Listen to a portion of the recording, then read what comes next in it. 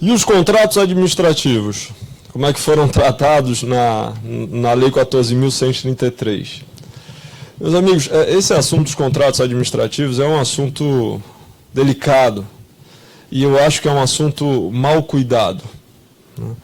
A impressão que eu tenho que o sujeito que fez a Lei 14.133, que alguém fez, né? Alguém pôs a mão na massa e escreveu esse negócio. Eu não sei quem foi, mas alguém fez. O sujeito começou animado, cheio de vontade, cheio de gás. Aí foi escrevendo, a coisa foi se alongando. Quando chegou na parte dos contratos, a minha impressão é que ele cansou. Daí ele pegou o que estava lá na 8666/93, deu uma copiada, mexeu numa coisa ou outra e ficou por isso mesmo. Os contratos administrativos, de acordo com a Lei 14.133, são muito parecidos com os contratos administrativos da Lei 8666/93. Não temos, pelo menos na minha visão, novidades mais substanciais em relação aos contratos administrativos. Tema que, repito, considero muito delicado mesmo. As pessoas dão muita importância para as licitações e se esquecem dos contratos. Ora, meus amigos, a licitação é um meio para contratar. O resultado final depende do contrato. O contrato, evidentemente, é tão ou mais importante do que a licitação. Nós deveríamos, no mínimo, dispensar a mesma atenção que dispensamos à licitação aos contratos administrativos e não fazemos isso. Os contratos administrativos são caracterizados são marcados pelas chamadas cláusulas exorbitantes, que são prerrogativas previstas em lei, conferidas em favor da administração pública, que põe a administração pública numa posição de superioridade em relação aos contratados. Elas podem alterar unilateralmente os contratos, elas podem aplicar sanções administrativas ao contratado, o contratado não pode aplicar sanção administrativa à administração, ela pode rescindir unilateralmente o contrato, ela não paga, o contratado tem que continuar executando o contrato. São cláusulas exorbitantes, prerrogativas previstas na lei em favor da administração, repito, que põe a administração em posição de superioridade em face dos contratados. As cláusulas exorbitantes se justificam em razão da proteção ao interesse público. Elas foram criadas e concebidas para proteger o interesse público, evitar que o interesse da coletividade não seja sacrificado em razão do interesse de um só, do interesse do contratado. Entretanto, sob essa roupagem, as cláusulas exorbitantes elas deveriam ter uma dimensão bem restrita, né? Deveria haver comedimento em relação às cláusulas exorbitantes, essas prerrogativas que desequilibram os contratos, que enfraquecem os contratados. Eu não sou contra as cláusulas exorbitantes. Agora, o que acontece, tanto na Lei 8666/93, quanto na Lei 14.133, que seguiu o mesmo modelo, é um exagero de cláusulas exorbitantes. A administração pública faz mau uso dessas cláusulas exorbitantes, porque acaba cometendo muitas arbitrariedades com base ou se escorando nessas cláusulas exorbitantes, né, sob o biombo dessas cláusulas exorbitantes, e a lei não previu, ela previu direitos aos contratados. Você vai dizer, olha, quem é contratado pela administração tem o direito de receber? Tem o direito de receber. Se tem um contrato que diz que a administração tem que pagar no dia 30, a administração tem que pagar no dia 30, ele tem o direito de receber. Mas um outro problema relacionado a isso e sob esse contexto é que, embora os contratados tenham direitos, eles não têm meios eficazes e céleres, rápidos, para fazerem valer esses direitos. Então, muitas vezes, os contratados ficam à mercê da administração, ficam vulneráveis à administração pública. Você se depara com um agente administrativo inescrupuloso, corrupto, ele começa a prejudicar o contrato, elimina o seu contrato. Você firma lá um contrato, né, um contrato relevante, um contrato grande, você precisa contrair um financiamento para se estruturar, para conseguir executar esse contrato, é um contrato importante para você.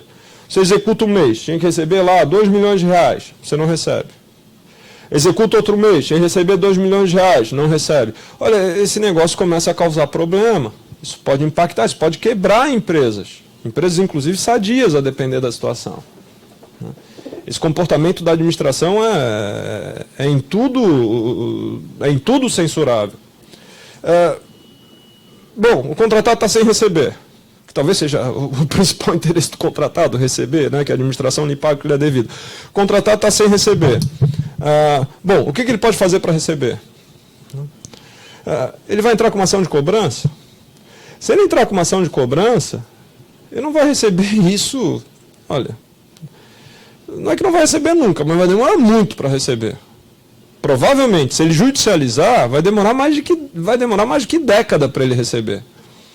Então, esse contrato desequilibrado, em que o contratado tem direitos, mas não tem mecanismos eficazes para fazer valer os seus direitos, empurra os contratados, forçam os contratados ao quê? A procurar a administração, a procurar os agentes administrativos, a conversarem, né, para tentar obter o pagamento que lhes é devido, é direito deles. Né? E essa é a oportunidade do agente público inescrupuloso, do corrupto. Ele cria dificuldade para vender facilidade. Então, na minha percepção, nós perdemos uma oportunidade, uma grande oportunidade, para construirmos um modelo de contrato administrativo mais equilibrado. Mais equilibrado. Poderia ter haver cláusula exorbitante, ok, mas não com tanto desequilíbrio, não de forma tão acentuada, como na Lei 8666/93, que foi reproduzida na Lei 14.133. Esse contrato assim tão desequilibrado, que o contratado fica à mercê da administração pública, ele é prejudicial para os contratados, mas é prejudicial também para a própria administração pública. Por quê? Porque o risco de contratar com a administração pública é muito alto. Fala-se que o custo de transação com a administração pública é muito alto. E o risco é precificado pelo mercado. A administração pública acaba pagando mais por isso. As pessoas sabem que contratar com a administração é muito arriscado, elas compensam isso no preço, ou pelo menos devem compensar no preço. E a administração acaba pagando mais caro. Ou seja, a própria administração pública é prejudicada com isso. Todos ganharíamos muito se nós tivéssemos contratos administrativos mais equilibrados e, infelizmente, o legislador não se atentou a isso. Ou não foi essa a opção, deliberadamente, não sei se foi ou não, mas ou o legislador não se atentou, passou desapercebido, ou foi essa a opção deliberada do legislador. Esse ponto eu lamento muito. Perdemos, repito, uma grande oportunidade. Como eu falei, na parte dos contratos administrativos, a Lei 14.133 seguiu muito, reproduziu muito o que é o modelo da Lei 8666/93, mais até do que modelo, as próprias regras da Lei 8666/93. Eu destaquei, no entanto, alguns pontos, algumas novidades da Lei 14.133 em relação aos contratos, mais especificamente em relação aos contratos de obras e serviços de engenharia. A primeira novidade que eu gostaria de destacar é a previsão das cláusulas exorbitantes. Como falei há pouco, elas estão no artigo 104 da Lei 14.133. Uma outra novidade que eu acho que vale a pena mencionar é a possibilidade de exigir garantia. A regra da garantia é que seja exigida no percentual de 5%. Em casos excepcionais, 10%, tal qual 8666/93. Entretanto, em obras de grande vulto, é permitido exigir garantia em até 30% do valor da obra. E, inclusive, prever cláusula de retomada em favor de seguradora. É um modelo que ocorre nos Estados Unidos, mas lá daí a garantia é 100%. Enfim, teve um pessoal que trabalha com combate à corrupção, coisas do tipo, que estudou esse modelo dos Estados Unidos e propôs trazer esse modelo dos Estados Unidos no Brasil, incorporar esse modelo na legislação brasileira. O mercado seguro disse, olha, eu não tenho como cobrir esses seguros de 100%, fizeram audiências públicas relacionadas a isso, e acabou ficando assim. Obras de grande vulto pode-se prever garantias de até 30% com cláusula de retomada, e daí a seguradora tem um papel muito ativo, muito proeminente na execução desses contratos, porque ela acaba tendo responsabilidade pelo contratado, pela execução dos contratos. Essa é uma novidade importante. Uma outra novidade, um outro ponto que eu gostaria de chamar a atenção, diz respeito à duração dos contratos administrativos. Aqui, sim, o legislador ele saiu, ele fugiu, ele não reproduziu a Lei 8666/93. Ele previu um sistema muito mais simples, muito mais flexível relacionado à duração dos contratos administrativos.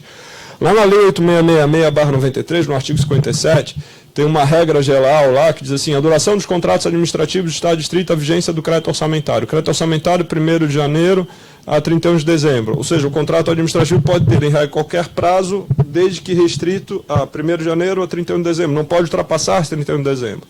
E algumas exceções.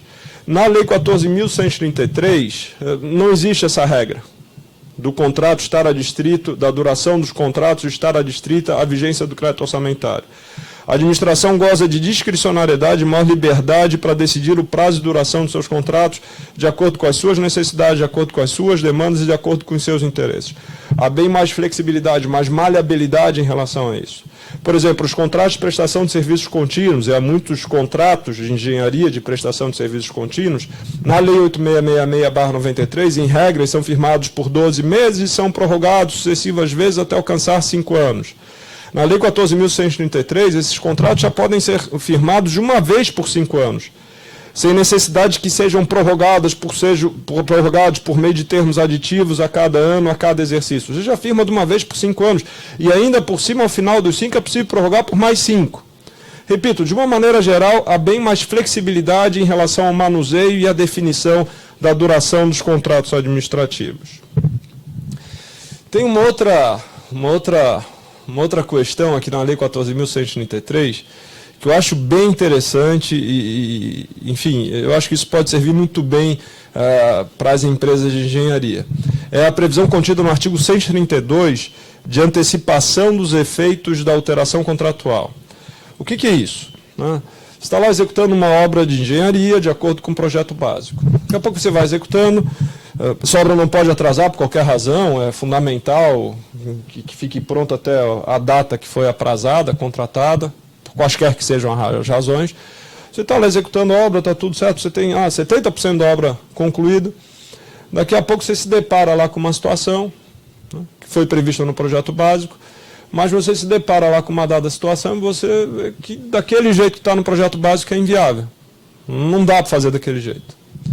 Daí você chama o fiscal do contrato, você é empresa de engenharia, você é o preposto, você é o engenheiro da empresa privada, você chama o fiscal do contrato e diz, meu amigo, o projeto básico diz que é para fazer assim, mas olha, isso, olha, tal coisa aqui, a gente descobriu isso, a fundação não é, não dá para fazer do jeito que está no projeto básico. Se fizer do jeito que está no projeto básico, vai cair, isso não aguenta, isso é inviável.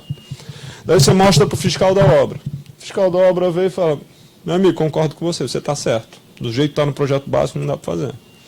Bom, qual é a solução? A solução é um aditivo contratual. Perfeito.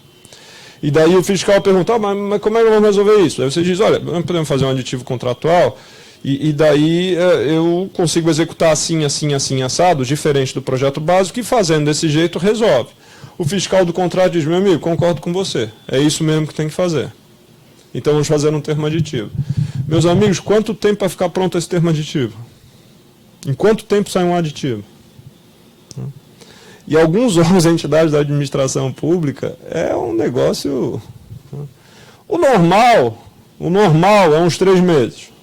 3, 4 meses. Agora, em muitos órgãos e entidades da administração pública, leva quase 1 ano para sair um aditivo contratual. Porque todo mundo tem medo de assinar aditivo. Sobretudo quando tem alguma alteração mais significativa, alteração de ordem qualitativa. Então você tem uma obra que não pode atrasar, você tem um problema técnico que precisa ser resolvido, aquele problema precisa de um termo aditivo, e o termo aditivo demora. Pela Lei 8666/93, até que esse termo aditivo fique pronto, você não pode executar diferente do que está no projeto básico. E em obra de engenharia, normalmente, você não pode ter uma etapa aqui, para e continua as outras. Se tem um entrave numa etapa, segura a obra toda para. Por isso a quantidade enorme, milhares de obras paralisadas no Brasil. Muito por causa disso, dentre outros fatores. Então, enfim, tem que fazer o aditivo. Pela letra da lei, você tem que parar a obra e esperar o termo aditivo. Isso é irracional, isso não é minimamente plausível. Isso traz prejuízo, o maior prejudicado é o interesse público, é a administração pública. Essa norma da 8666/93, que primeiro tem que fazer o termo aditivo, isso é muito bonito no papel, é muito bonito de falar, mas não tem conexão nenhuma com a realidade, com a prática. É uma não solução. Diante dessa não solução, eu diria, aqui o direito, as normas jurídicas brigam com a realidade, porque a solução dada pela Lei 8666 é incompatível com a realidade, não dá para fazer desse jeito. Daí o que acontece na prática? O fiscal do contrato diz para o preposto, amigo, olha, concordo com você, a solução que você deu está certa, concordo com ela, então vai fazendo o seguinte, vai tocando aí desse jeito que nós combinamos, muitas vezes sem registro nenhum, nem sequer no diário de obra, vai tocando desse jeito, e que eu vou aqui iniciar os trâmites para o aditivo contratual. Na hora que sair o aditivo, a gente assina o aditivo e acerta tudo. Então isso é absolutamente corrente nas obras de engenharia. Só que os contratados daí ficam à mercê da administração, ficam totalmente vulneráveis, porque eles executam coisa diferente do projeto básico, sem a formalização, e depois, quem é que garante que esse aditivo vai sair? Muitas vezes não sai. A obra para por qualquer problema, acontece qualquer tipo de problema, o aditivo não sai, e o sujeito fez diferente. Daí ele vai cobrar da administração diz, mas cadê o aditivo? Ah, você fez diferente, o problema é seu. Se você acha que foi prejudicado, vá ao Poder Judiciário. Deu sujeito para cobrar aquilo, leva mais de década no Poder Judiciário, se não algumas décadas. Se consegue provar também que aquilo foi autorizado, que fez exatamente daquele jeito que foi combinado, que nem sempre é simples. Então, a Lei 14.133, nesse artigo 132, ela previu a antecipação dos efeitos de alteração contratual. Nessa situação, o preposto da empresa privada chama o fiscal do contrato, aconteceu um problema aqui, o projeto básico não está de acordo, tem que fazer diferente. Para não paralisar a obra, para não causar mais prejuízos à própria administração pública, é possível formalmente, por meio de documento escrito, autorizar que ele execute diferente do projeto básico, ou seja, antecipar os efeitos da alteração contratual. É como se você fizesse assim um aditivo num caminho mais rápido, mais célere. Você autoriza que ele faça diferente, como se você antecipasse a alteração contratual e depois você aguarda para que o aditivo seja formalizado. Acho isso muito bom, porque contempla uma demanda que é real do setor, das empresas de engenharia. Isso gera mais segurança jurídica, mais estabilidade e evita muito conflito e eu acho que vai minimizar em muito prejuízos de várias empresas de engenharia que acabam vivendo situações parecidas com essa. Eu acho que é uma boa medida que pode ser utilizada, que pode ser bem utilizada pela administração pública e pelas empresas privadas. Uma outra novidade da Lei 14.133, essa aqui é uma novidadezinha assim, de menor importância, eu acho, de menor impacto, é a redução do prazo para alegar exceção no contrato não cumprido. O que é isso? Você está lá executando a obra, você tinha que receber, a administração não paga. Se você tivesse contratado com uma empresa privada, a empresa privada que lhe contratou não pagou, no outro dia você pode parar a obra. Você executou a obra, tem uma obrigação, depois de 30 dias você tem que pagar tanto. O sujeito não pagou depois dos 30 dias, você não precisa continuar executando a obra. Você pode suspender a sua obrigação até que outra parte regularize o cumprimento da obrigação dela. Isso no direito privado. No direito administrativo, no direito público, é até possível, mas há certas condicionantes. A principal condicionante é o prazo.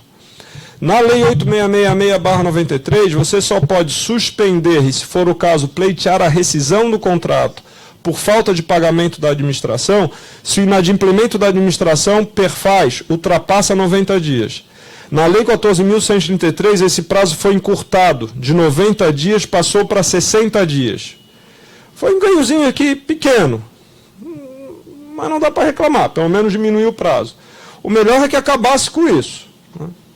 Porque quando você dá esse prazo em prol da administração, você estimula o inadimplemento da administração. Muitos órgãos e entidades da administração pública, inclusive, isso é tão frequente, que muitos órgãos e entidades da administração pública já pensam que o prazo para pagar é depois lá, sob a égide da Lei 8666/93, que o prazo para pagar é depois de 90 dias do prazo do contrato, e não no prazo do contrato, o que não faz sentido nenhum, não é minimamente plausível. Mas, enfim, no mínimo diminuir o prazo. O legislador poderia ter sido mais ousado? Poderia. Por exemplo, na Lei 3.303, na Lei das Estatais, não tem prazo nenhum de inadimplemento. Se a estatal tem que pagar no dia tal, ela não paga, no outro dia o contratado pode suspender a execução do contrato. Isso na Lei 3.303, na Lei das Estatais. Na Lei 14.133, na nova Lei de Licitações e Contratos, o prazo ficou em 60 dias. Uma outra novidade. Um dos direitos reconhecidos em favor dos contratados, um dos poucos direitos reconhecidos em favor dos contratados, lá na Lei 8666/93, e por via reflexo uma obrigação da administração, já lá da Lei 8666/93, prevista no seu artigo 5º, é de pagar as faturas respeitando a ordem cronológica de apresentação das mesmas. Então, a empresa A tem uma fatura, apresentou a fatura hoje. A empresa B também tem um contrato com a administração pública, ela vai apresentar a fatura dela na semana que vem. A empresa B não pode receber antes da empresa A. Tem uma ordem cronológica para os pagamentos. Essa ordem deve ser cumprida. E isso evita favoritismos, evita corrupção. É uma medida moralizadora, uma medida muito importante. Imagine-se que o A não é alinhado com o político lá que manda naquele órgão. O B é. O que acontece? O B sempre recebe em dia, o A nunca recebe. Então, essa obrigação de pagar na ordem cronológica, ela moraliza, ela é uma obrigação que é muito festejada por causa disso. Olha, isso limita a ação desses agentes administrativos que atuam de má fé, que pretendem corrupção, ou o que quer que seja. O problema é que a Lei 8666/93 prevê a obrigação da administração de pagar na ordem cronológica. Está lá escrito que tem que pagar, mas o fato é que a grande maioria dos órgãos e entidades da administração pública não paga na ordem cronológica. Pura e simplesmente não paga e não acontece nada. Uma das coisas que as empresas privadas podem fazer quando não recebem da administração é propor uma ação judicial não para cobrar, mas para assegurar o pagamento na ordem cronológica. Porque daí, se você tem uma fatura que está atrasada, para ele pagar as faturas atuais, ele tem que pagar a sua. Ou seja, é um modo indireto de fazer com que a administração pública honre com as suas obrigações e pague o que tem que pagar. Isso vem sendo utilizado por algumas empresas e isso surte, em muitos casos, um bom efeito. A Lei 14.133, ela reproduziu essa obrigação da administração pública de pagar na ordem cronológica, assegura o direito daí do contratado de receber na ordem cronológica e ela estabelece algumas medidas para que isso seja melhor controlado e especialmente para que quando ocorra a quebra da ordem cronológica, para que as empresas que contratam com aquele órgão, com aquela entidade, identifiquem com mais facilidade a quebra da ordem cronológica. Dentre essas medidas, eu gostaria de destacar, a administração pública passa a ter a obrigação de publicar mensalmente a ordem cronológica de todas as faturas. Então ela vai ter que publicar na internet, vai ter que ter uma lista lá, ordem cronológica das faturas que eu tenho que pagar, A, B, C, D, E. Então você vai conseguir visualizar aquilo. Se você não estiver na lista, você pode reclamar. Se tiver alguma ordem invertida, você pode reclamar. E vai ficar muito mais fácil de identificar o descumprimento da ordem cronológica. Porque todo mês vem uma lista, então é só você conseguir ver, você vê a lista. Bom, eu estou aqui, eu sou o 5º lugar, fulano é o 6º lugar. Chega no outro mês, o fulano saiu da lista, você continua sem receber, o fulano recebeu e você não, então houve a quebra da ordem cronológica e daí você aciona a administração. Isso é uma boa medida. Uma outra novidade. Às vezes surge uma controvérsia entre o contratado e a administração pública sobre o que foi executado, especialmente numa obra. Há uma controvérsia sobre uma parte. A administração reconhece que lá 90% que o contratado tinha que fazer, o contratado fez. Mas tem 10% lá que é uma controvérsia. Isso foi feito assim, mas não deveria ser assim, deveria ter sido feito de outro modo. O contratado não concorda, há uma controvérsia. A lei diz, olha, se há uma parte controvertida, discute-se a parte controvertida. A parte em controvérsia tem que ser paga. Isso eu também acho que é positivo. Isso eu acho que é uma boa medida em prol daqueles que são contratados pela administração. Muitas vezes, porque há uma controvérsia, às vezes reduzida a uma parte, a administração não paga nada. Inclusive para forçar o contratado a se curvar à administração e aceitar as ingerências ou as demandas da própria administração. Outra novidade, a lei previu no seu artigo 147 que enquanto se encontra um vício nos contratos, a nulidade desses contratos não é automática. No artigo 147, a lei prescreve que uma série de fatores, sobretudo de ordem econômica e social, devem ser ponderados antes de se decidir pela nulidade de um contrato administrativo. E que, inclusive, se entender que é caso mesmo de anular o contrato, que é possível modular os efeitos da anulação. Ou seja, se reconhece que existe um vício, que não dá para aproveitar o contrato, que tem que anular o contrato. Pode-se dizer o seguinte, olha, tudo bem, vamos anular o contrato, mas o contrato continua nos próximos 6 meses. Só depois de 6 meses, de fato, o contrato vai ser extinto. Eu acho que isso também é uma boa medida. Da previsibilidade, faz com que o ambiente de contratação com a administração pública fique um pouco mais estável. Acho positivo. Um outro aspecto bem interessante, a lei prevê que a administração pública pode se valer nos contratos administrativos de meios alternativos para a solução de controvérsias, como conciliação, mediação, dispute board e arbitragem. Um dos grandes problemas hoje de contratar com a administração pública é o Poder Judiciário. O Poder Judiciário é muito conservador quando há um litígio, quando há uma ação judicial que discute qualquer coisa relacionada a contrato administrativo, especialmente a obrigação de pagamento da administração. Há uma tendência de ser favorável à administração e contra a empresa privada. Talvez os juízes pensem assim, olha, se eu condenar a administração a pagar tanto, eu vou tirar esse dinheiro aqui daquilo que pode ser usado em proveito de toda a coletividade, então vou prejudicar o interesse público. Sei lá, eu acho que isso se passa na cabeça de muitos juízes. Há vários problemas de quando você discute qualquer coisa relacionada ao contrato administrativo no Poder Judiciário. Vários problemas. Esse é um problema, né? Uma tendência dos juízes de serem a favor da administração pública. Contratos administrativos normalmente transitam em torno de importâncias substanciais, significativas, grandes, às vezes milhões. Né? Daí você tem lá um pleito de reequilíbrio econômico-financeiro, de um contrato de concessão, ou de um contrato de maior envergadura. Você tem lá uma discussão sobre falta de pagamento, falta de reajuste. A depender do caso, você vai somar isso, são alguns milhões de reais. Né? E acaba havendo uma certa resistência dos juízes em relação a isso. Afora isso, outro problema. Os juízes, normalmente, eles não são especialistas em contrato administrativo. Ainda que haja a vara da fazenda, eles não são especialistas em contrato administrativo. Um juiz, na carreira, ele passa por todas as varas. Ele trata de direito penal, direito de família, coisas relacionadas ao fisco, trata de questões de propriedade, ele trata dos mais diversos assuntos, inclusive direito administrativo, inclusive contrato administrativo. Então, quem decide lá a controvérsia não é uma pessoa que é especializada.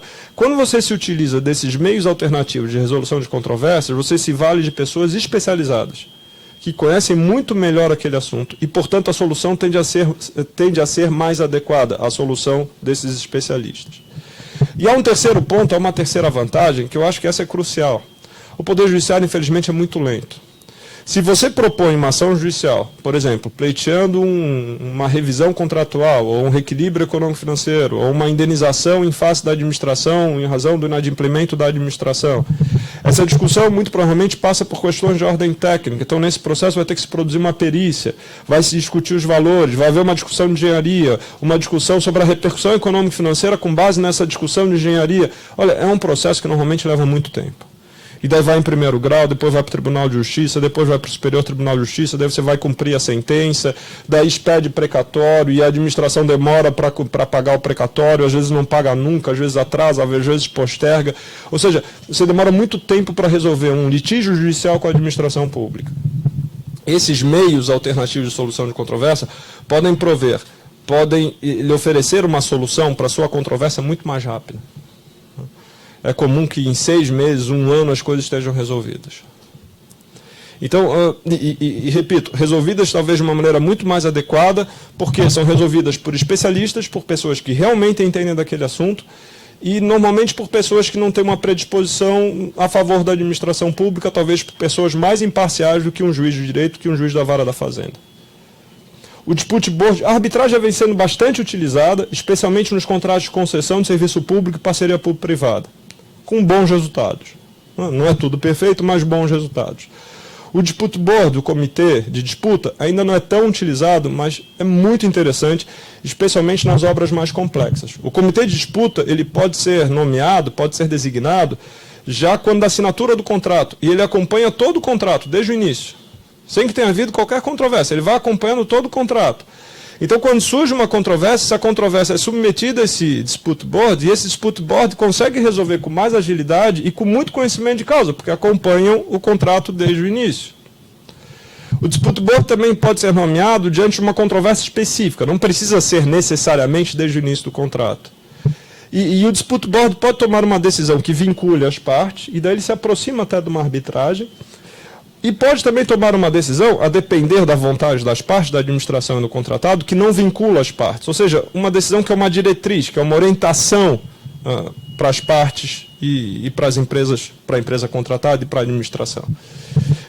Mesmo quando não vincula, a atuação do Dispute Board é importante porque ela sinaliza, ela dá o fundamento para tomar a decisão. Se a administração pelo menos tiver uma boa vontade, ela tem condições, ela fica pelo menos mais confortável para tomar a decisão, acolher um pleito que seja formulado pelo contratado ou coisa que o valha.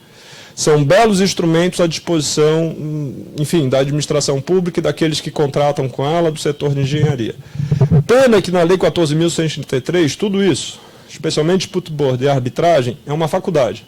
A administração pública prevê nos seus contratos se quiser. Cabe, talvez, aos sindicatos, às associações, à classe de engenharia, pressionar a administração, exigir da administração pública que preveja nos seus editais, nos seus contratos, cláusulas arbitrais ou Dispute Board. Isso daria uma bela segurança jurídica, diminuiria muitos riscos de contratar com a administração pública.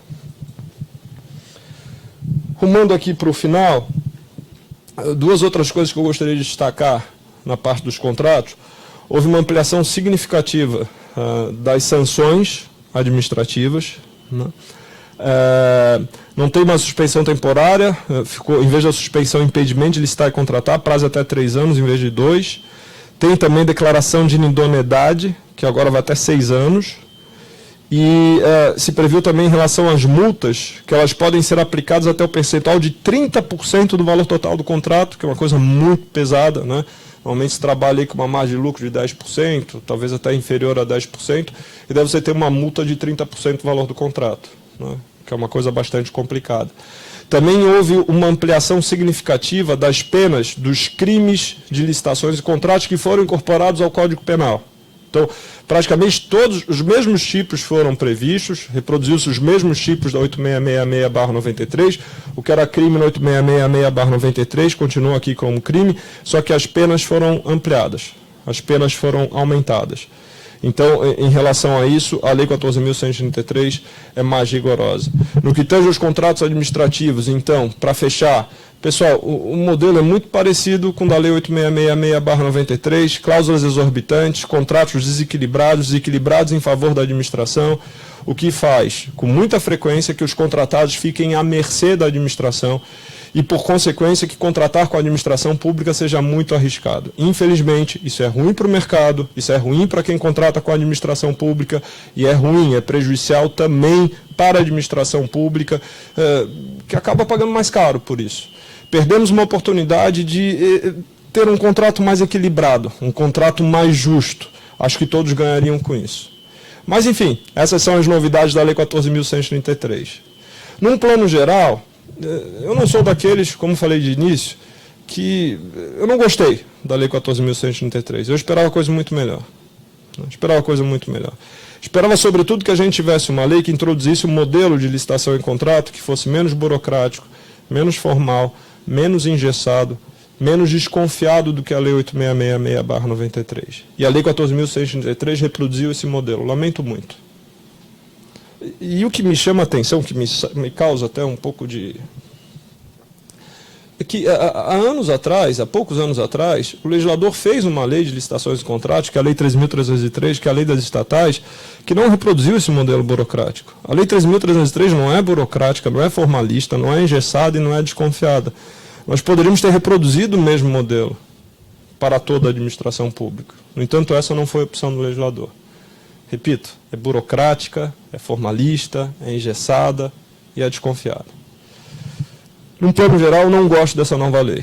Mas há coisas boas nela, há coisas positivas, há novidades interessantes, que podem ser bem exploradas pela administração pública e por aqueles que contratam com a administração pública. Se costuma dizer que mais importante do que a lei é o modo como a lei é aplicada. E o modo como essa lei vai ser aplicada depende da gente, depende de todos nós, do lado da administração pública e do lado das empresas privadas que contratam com a administração pública. Que nós consigamos construir um bom modelo de aplicação para essa nova lei de licitações e contratos e que nós possamos melhorar, ter um ambiente melhor, mais saudável, mais seguro, menos arriscado de contratações públicas. Muito obrigado pela atenção. De novo, parabéns ao sindicato pelos seus 50 anos. Para mim, digo novamente, uma grande honra poder participar desse evento de comemoração do aniversário do sindicato. Muito obrigado pela atenção de todos.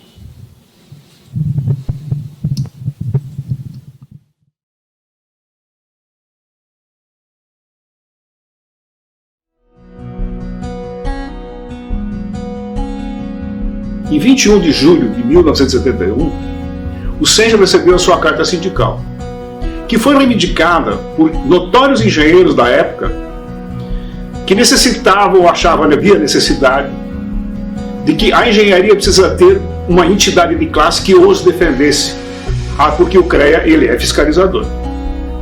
A grande bandeira de luta do sindicato foi a Lei 4950A, que determina o piso salarial para o profissional. E em cima dessa bandeira, o SENGE ganhou muito resultado para a sociedade da engenharia. À época, existiam poucas escolas de engenharia em Santa Catarina. E era muito mais fácil você ter o contato com os profissionais, que eram poucos, e insuficientes para atender o mercado, num período de grande desenvolvimento do país, em que havia muito investimento em saneamento, em energia, em infraestrutura, e existia emprego pleno aos engenheiros. O sindicato foi feito para fazer a defesa do profissional, e esses profissionais que foram contratados, todos tinham o piso salarial garantido. Nesses 50 anos, o SENGE teve 8 presidentes. Cada presidente tem um mandato, aproximadamente de 3 anos, podendo repetir por um mandato. Eu tenho o privilégio de estar presidindo o SENGE pela 4ª vez. Travamos grandes batalhas de luta nesse período todo. Fizemos parceria com as entidades de classe oriundas do SENGE, as associações dos municípios e aqui na capital. Ganhamos espaço, representatividade política e funcional. Ganhamos também uma credibilidade perante os profissionais de engenharia, que hoje temos mais de 5.000 sócios. E todos dependem de uma atividade do SENGE que os protege e os defende. O SENGE hoje está instalado numa sede própria, no centro da cidade. E, além disso, tem representatividade em todo o estado. Estamos bem estruturados para atender os profissionais de engenharia de Santa Catarina, que hoje são mais de 50.000. E o SENGE atende em negociações coletivas e salariais aproximadamente a 20, 22 profissionais, que são aqueles que são empregados de estatais ou de empresas da consultoria ou da construção pesada. Exclusivamente não atendemos os profissionais liberais. Mas se necessitarem do nosso apoio e da nossa ajuda, estamos aqui para prestar serviço a eles. Esse é o SENGE de Santa Catarina, que atende ao profissional em defesa do profissional de engenharia. Meu ciclo no SENGE está se encerrando. Nós precisamos inovar na questão da estrutura digital do Estado, como na melhoria dos engenheiros. Eu sou uma peça que tem que ser substituída, até pelo tempo de profissão, que são 40 anos. Necessitamos de jovens que me substituam e deem empreendedorismo ao sindicato e, com isso, estenda a sua extensão aos engenheiros. Precisamos muito que você participe e acreditamos na renovação. A renovação é a força do negócio e é o que nós vamos deixar aqui para que os novos dirigentes empreendam da forma com que a sociedade necessita. Felicidades à nova administração. Viva a engenharia, viva os engenheiros. Profissão essa que adotei quando criança e consegui realizar o sonho de ser engenheiro. Me realizei também como presidente do SENGE. É o que eu desejo para a nova administração, que tenha o empreendimento e a vontade com que eu tive. Tchau, até uma próxima.